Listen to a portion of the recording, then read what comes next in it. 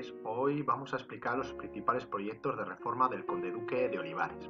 El conde-duque, como vemos en la imagen, pintado por Velázquez en el Museo del Prado, es un valido. ¿Qué es un valido? Tenemos que explicar. Un valido es una persona de confianza del rey. Es la principal innovación en el funcionamiento del sistema político de la monarquía hispánica en este siglo XVII, que estuvo gobernado básicamente por los austrias. Estos validos son personas de confianza del rey, personajes miembros de la aristocracia, en los que el rey depositaba su total confianza. Surgen debido a que las labores de gobierno eran cada vez más complejas, además de la necesidad de resolver conflictos. Los monarcas de este siglo XVII muestran cierta debilidad y sobre todo debido a esta carga de gobierno, también son incapaces o se ven incapaces y quieren dedicarse a otros menesteres. Por lo tanto, los validos gobiernan en su nombre, gobiernan al margen del sistema institucional de la monarquía y al margen incluso de los consejos que habían sido instaurados por los reyes católicos. A su vez también surgen como un parapeto a las críticas hacia el gobierno, es decir, aquellos fracasos de la política interior y exterior del monarca siempre tenían sus críticas centralizadas en los validos, que eran los culpables de que las cosas no saliesen bien. Estos validos creaban una red familiar y clientelar a los cuales favorecían y había conspiraciones dentro de la corte porque unos eran favorecidos en detrimento de otros. Por lo tanto, el valido dependía de la confianza del monarca y podía caer en desgracia por la pérdida de esta confianza. No era solo un fenómeno exclusivamente español, figuras similares y conocidas aparecían en otras monarquías europeas, como por ejemplo en Francia con los cardenales Mazarino y Richelieu. Los validos, por lo tanto, surgen en este siglo XVII con Felipe III, Felipe IV y el último Austria, Carlos II, que muere en 1700 y da paso a la monarquía de los Borbones con Felipe V. El primer valido tuvo lugar, por lo tanto, durante el reinado de Felipe III con el duque de Lerma, más tarde su hijo el duque de Uceda, y luego, posteriormente al conde duque, Luis de Haro, o con Carlos II, que tenemos aquí en la última parte del siglo XVII, el padre Níjar, Fernando Valenzuela, el duque de Medinaceli o el de Oropesa. El conde duque de Olivares, Gaspar Guzmán, fue valido del rey Felipe IV. Felipe IV, que reina entre 6.621 y 1.665, y el objetivo fundamental de Olivares es implementar una serie de reformas, el Gran Memorial de 1624, una serie de medidas para reforzar la autoridad real y su prestigio, grabando con impuestos a las regiones y dominando a la aristocracia, después de comprobar que el sistema de los Austrias no se adecuaba a estos nuevos tiempos. El reinado de Felipe IV se caracterizó por un periodo muy convulso. Estamos en el contexto de la Guerra de los 30 años, inmersos en una gran crisis institucional. La monarquía había perdido el poder, además el país iba perdiendo paulatinamente territorios en el continente europeo, como veremos por ejemplo en la paz de los Pirineos.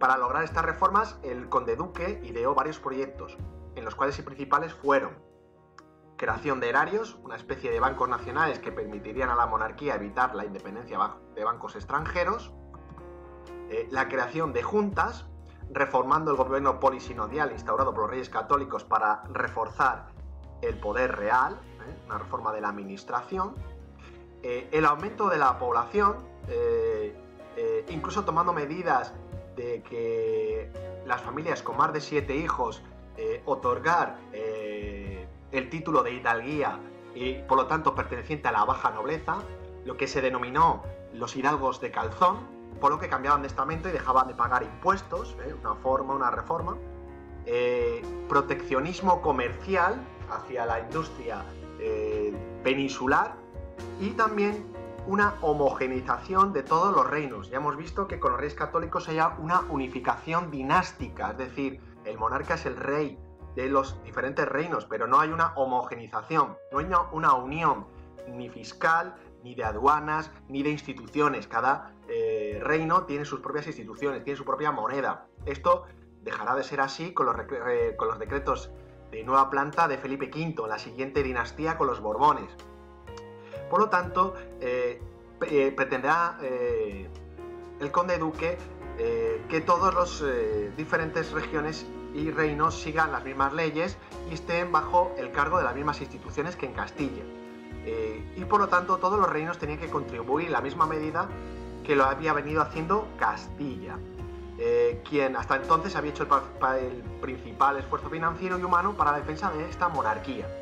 Pero esta monarquía no pasaba o estas regiones y estos reinos no pasaban por el mejor momento, ya que se hallaban exhaustos y empobrecidos, y por lo tanto Castilla necesitaba de eliminar esas cargas y diferencias.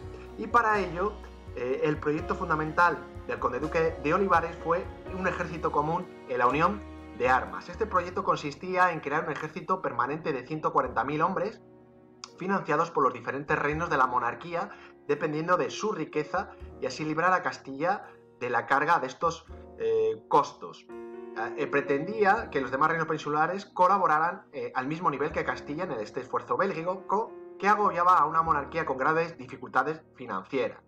Este proyecto de unión de armas desembocó y tuvo unas graves consecuencias en la crisis de 1640. En este estándar hablaremos, por lo tanto, de las consecuencias de esta política de las reformas del conde duque.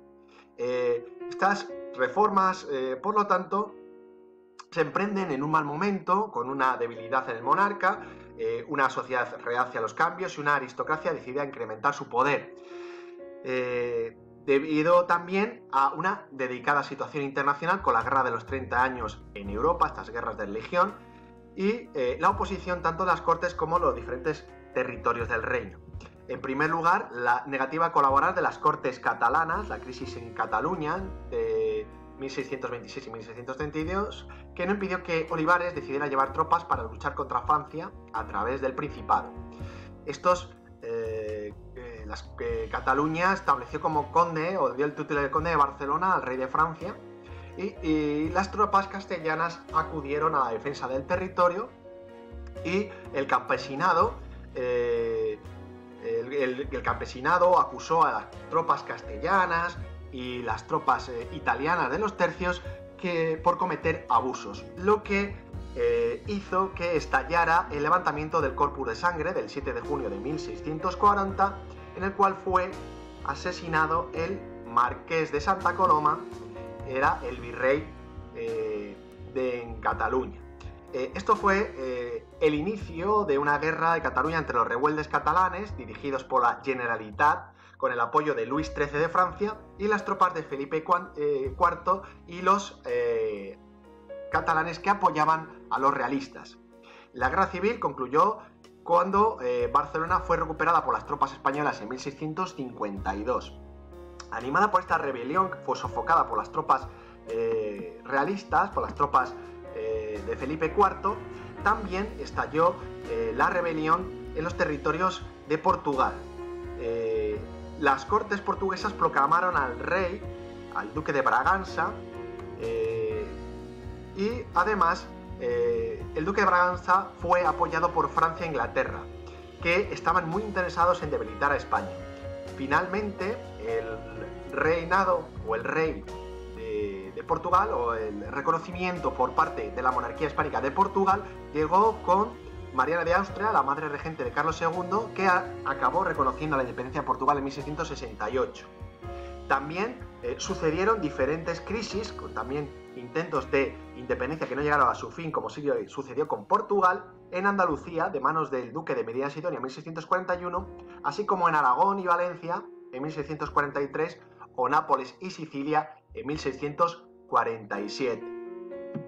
Por lo tanto, estas crisis de este intento de reforma del conde duque de Olivares, cuya política fundamental fue la unión de armas, nos llevó a la crisis de 1640 en Cataluña, Portugal y otros territorios, como hemos visto, que triunfó en Portugal, reconocido como por la monarquía hispánica en 1668, y en un contexto bélico de la Guerra de los 30 años, entre 1618 y 1648. Por lo tanto, en una época de crisis de la monarquía hispánica que concluyó con la Paz de Westfalia de 1648 y el reconocimiento por parte de la monarquía hispánica de la independencia de los Países Bajos, esto era un reconocimiento de jure, de facto ya eran independientes de la época de Felipe II, y la paz de los Pirineos, que se contextualizó dentro de esa pugna entre Francia y España en Cataluña, y con la entrega a Francia por parte de la monarquía hispánica del Rosellón y la Cerdaña, y el concierto del matrimonio de Luis XIV con la hija de Felipe IV, que tendrá como consecuencia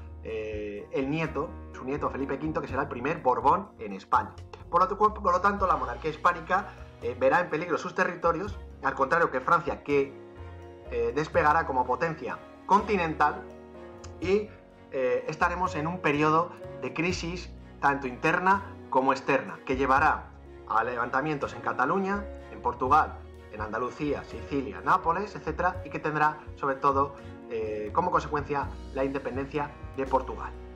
Por lo tanto, las reformas de Conde Duque de Olivares no llegaron a buen término y fracasaron.